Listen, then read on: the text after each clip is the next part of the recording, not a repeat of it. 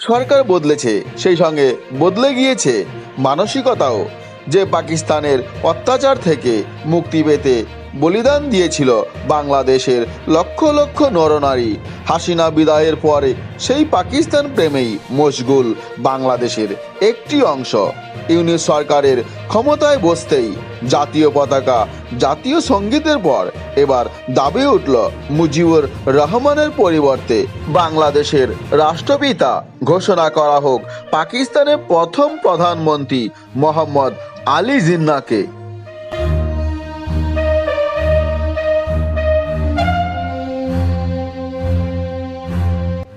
এমন দাবি প্রকাশ্যে আসতেই স্তম্ভিত বাংলাদেশের উদারপন্থী জনগণ।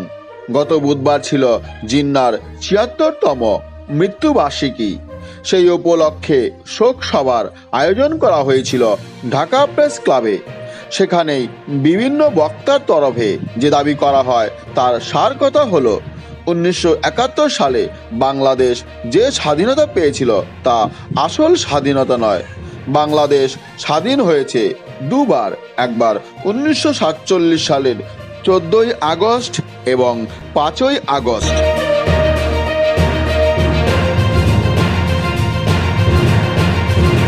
'৭১ সালে যা হয়েছিল তা পাকিস্তানকে ভাঙার ষড়যন্ত্র, যা রচিত হয়েছিল দিল্লি থেকে। তাই শেখ মুজিবুর রহমান নন, রাষ্ট্রপতি হিসাবে ঘোষণা করা হোক মোহাম্মদ জিন্নাহকে। যুক্তি হিসাবে বক্তাদের দাবি, পাকিস্তানের জন্ম না হলে বাংলাদেশ তৈরিই হতো না। জিন্নাহ না থাকলে পশ্চিমবঙ্গের মতো ভারতের একটি অঙ্গরাজ্য হয়ে থেকে যেত বাংলাদেশ। দিল্লির গোলামি করেই দিন কাটতো বাঙালিদের।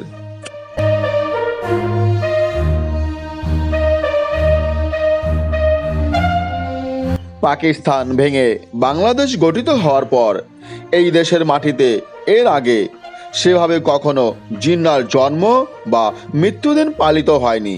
যদিও পরে বিএনপি ও জামাতের আমলে ছোট পরিসরে অনুষ্ঠানের আয়োজিত হলেও পরে পুরোপুরি তা বন্ধ হয়ে যায়।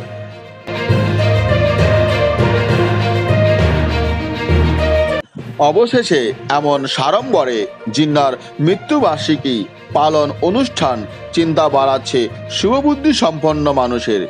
এই অনুষ্ঠানে পাকিস্তানের deputy high commissioner Kamran Dhangal বলেন, একদিকে পাকিস্তান, অন্যদিকে বন্ধু দেশ বাংলাদেশ, মাঝে রয়েছে এক বিষধর সাপ, যারা এতদিন দুই দেশের সম্পর্ককে বিষাক্ত করে তুলেছিল। আমরা আবার পরস্পরকে আলিঙ্গন করব।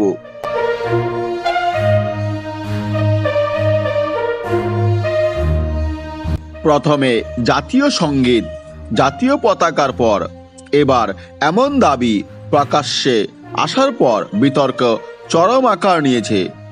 সোশ্যাল মিডিয়ায় সেখানকার জনগণ প্রশ্ন তুলেছেন, এটাও দেখার বাকি ছিল।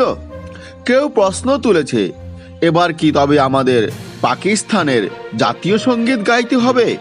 সেখানকার বহু সাংবাদিক খুব উগরে দিয়েছেন জাতীয় প্রেস ক্লাবের নেতৃত্বকে নিশানা করে।